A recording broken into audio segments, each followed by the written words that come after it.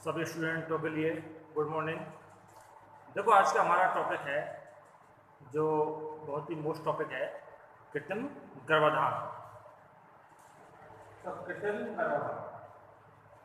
तो कृत्रिम गर्भाधान क्या होता है? स्वस्थ साँड के बीज को एकत्रित करके कृत्रिम विधि के द्वारा एकत्रित करते हैं, और जो मध्यकाल के समय में जो किसी उपकरण की सहायता से मादा के पिंडांग सर्विक्स या यूट्राइन बॉडी तक पहुंचाना या डालना कृत्रिम गर्भाधान कहलाता है।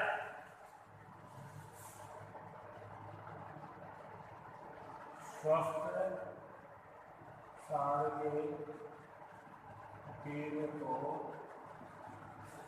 एकत्रित करके मध्यकाल के समय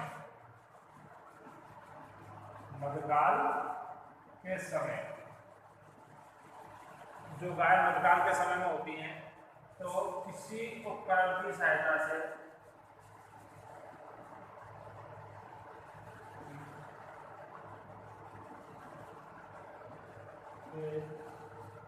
मादा के जो प्रजनन होते हैं उनमें सर्विक्स या सर्विक्स में भी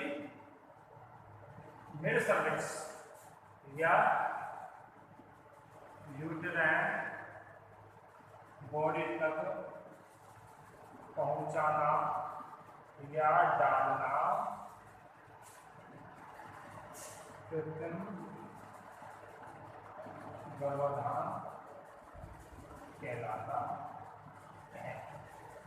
देखो, स्वस्थ साँड का सीमन को हम क्या है कि कृत्रिम तरीके से एकत्रित करते हैं, और जो गाय मध्यकाल के समय में आई होती है, जब गाय का ताप होता है यानी हीट पीरियड होता है, तब किसी उपकरण की सहायता से जो मादा के प्रजनन अंग होते हैं, जैसे मिड सर्विक्स होती है या यूट्राइन बॉडी तक उसको पहुंचाना या डालना कृत्रिम गर्भाधान कहलाता है। तो इसमें उपकरण होते हैं, एआई गन होती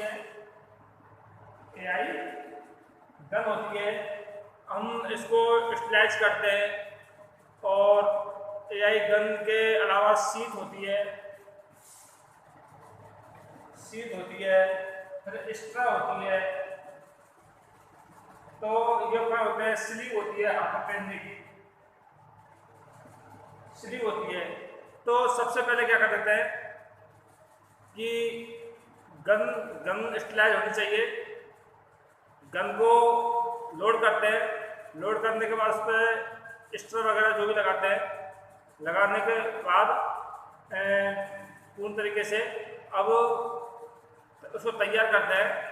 तैयार करने के बाद उसकी जो सीमन को छोड़ते हैं उसमें, तो या तो जो सीमन को छोड़ते हैं या तो खास करते हैं उसकी जो साइड होती है सही, या तो मिड सर्विक्स होती है, मिड सर्विक्स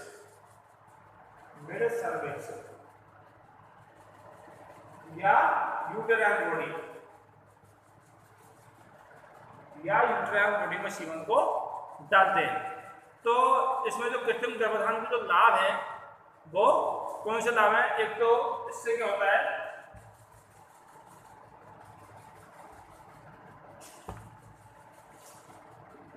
एआई के लाभ। नंबर 1 लाभ है यानी उत्तम नस्ल के साँड का अधिकतम प्रयोग किया जा सकता है। उत्तम नस्ल के साँड का अधिकतम प्रयोग, जो उत्तम नस्ल का साँड होता है उसका अधिकतम प्रयोग किया जा सकता है, क्योंकि जब प्राकृतिक तरीके से हम संभोग कराते हैं मादा का, तो एक दिन में 1 या 2 ही मादा गर्भित हो पाती है। लेकिन यदि उसके सीमन को कृत्रिम विधि द्वारा एकत्रित किया जाए, तो उस सीमन के द्वारा एक बार के सीमन के द्वारा कम से कम 8 से 10 जानवर जो मादा होती है, 8 से 10 जो मादा होती है वो गर्भित की जा सकती है। दूसरा है किफायती पद्धति।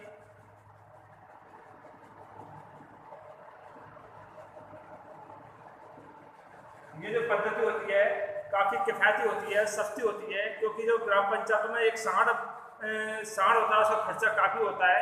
तो इसके द्वारा कृत्रिम गर्भाधान के द्वारा बताई गई पद्धति भी की जा सकती है। जब यदि कोई मादा कम हीट में आती है तो जो कृत्रिम गर्भाधान जो इंसेमिनेटर होता है उसको बुलाया जा सकता है।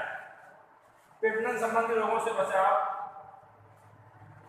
प्रजनन संबंधी रोगों से बचाव, इस विधि द्वारा जो प्रजनन संबंधी रोग है उनसे बचाव किया जा सकता है, जैसे ब्रूसेलोसिस है या फिर बब्रियोसिस है या ट्रैकोमोनियासिस है। तो इस विधि द्वारा जो प्रजनन संबंधी रोग होते हैं उनसे बचाव किया जा सकता है। दूसरा है विभिन्न प्रकार के पशुओं में प्रजनन,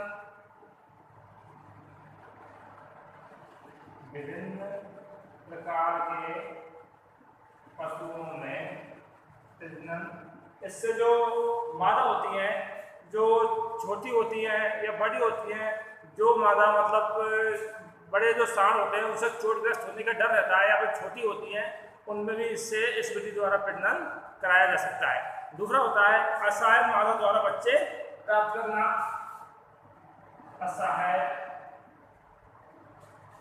मादा से बच्चे प्राप्त करना। इस विधि द्वारा जो असहाय मादा होती है या कोई जैसे किसी कोई फ्रैक्चर्ड मादा है या किसी बोन में फ्रैक्चर है मादा के में या कोई पैरालिसिस है, तो इस विधि द्वारा जो असहाय मादा होती है वो भी बच्चे पैदा कर सकती है। कोई कमजोर मादा होती है तो इस विधि द्वारा वो भी बच्चे पैदा कर सकती है। लेखा जोखा एवं रखरखाव, लेखा जोखा एवं रखरखाव, इस विधि द्वारा जो लेखा जोखा होता है यही करते हैं। कृत्रिम गर्भाधान होता है, बहुत से पशुपालक क्या पशुओं को गर्भित कराते हैं तो उनकी जो डेट है वो भूल जाते हैं, प्रसव के दिनांक भूल जाते हैं। तो इस विधि द्वारा जो लेखा जोखा होता है वो किस दिन एआई की है और किस दिन ये इसका प्रसव होगा, तो ये सब का जो लेखा जोखा है इस पंजिका में, कृत्रिम गर्भाधान पंजिका में लिखा जाता है। दूसरा है चोट से बचाव, इस विधि में जो चोट लगती है यानी कोई मादा पशु में नर पशु में जो चोटग्रस्त हो जाता है तो उससे बचाव हो सकता है। दूसरा बात समय की बचत होती है, इस विधि में समय की बचत होती है। प्रोजेनी टेस्टिंग होता है,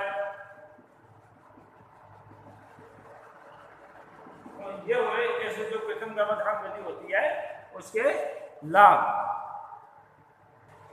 अब इसकी हानियां,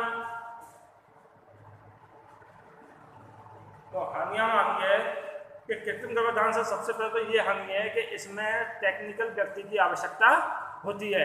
हर कोई व्यक्ति कृत्रिम गर्भाधान नहीं कर सकता, हर पशुपालक कृत्रिम गर्भाधान नहीं कर सकता, तो इसमें केवल टेक्निकल व्यक्तियों की ही आवश्यकता होती है। दूसरा, गर्भित पशु है यदि किसी कारण वो ताप में आया यानी किसी कारण एस्ट्रोजन हार्मोन की उसमें मात्रा बढ़ गई, तो यदि वो हिट जैसे लक्षण प्रदर्शित करता है, यदि कृत्रिम गर्भाधान उसका कर दिया तो पशु में गर्भपात हो जाएगा। अगला है यानी वीर्य परीक्षण में तो यदि कोई भी तकनीकी खराबी आ गई, तकनीकी टेक्नीशियन यदि कोई भी गलती हो गई, यानी किसी स्टेप पर यदि निसंक्रमणता का कोई भी स्टेप नहीं रखा गया तो बहुत से पशुओं को उसका नुकसान उठाना पड़ सकता है। अगला है निसंक्रमण का इसमें पूर्णतः ध्यान रखा जाता है। इसके जो उपकरण होते हैं वो महंगे आते हैं, तो ये हुआ इसकी हानियां।